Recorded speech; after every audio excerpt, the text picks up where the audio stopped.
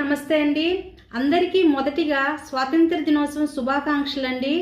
మనము 79 సంవత్సరాలను పూర్తి చేసుకొని 80వ స్వాతంత్ర దినోత్సవాన్ని జరుపుకుంటున్నామండి.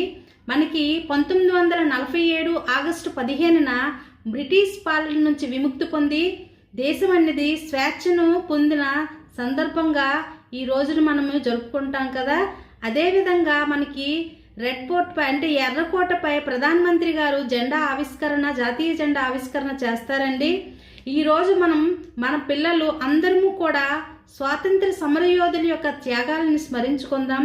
ఈ వేడుకల్లో ప్రధానంగా మనకి వందే మాతర గేయం అనేది 150 సంవత్సరములు పూర్తి చేసుకున్న సందర్భంగా ప్రత్యేక కార్యక్రమాలన్నీ కూడా జరుగుతున్నాయండి. మనము 2047వ సంవత్సరానికి భారతదేశం పూర్తిగా అభివృద్ధి చెందిన దేశంగా మార్చడం కోసము యువ పారిశ్రామికవేత్తల పాత్ర అనేది చాలా ఉందండి. ఈ కార్యక్రమాన్ని యువశక్తి వికసిత్ భారత్ 2047గా మనకి రూపొందిస్తున్నారు.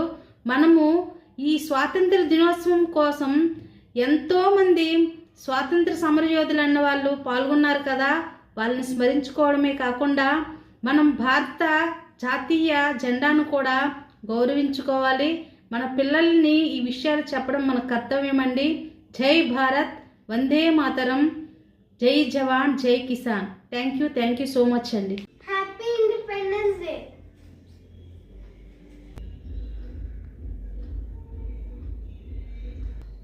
Happy independence day.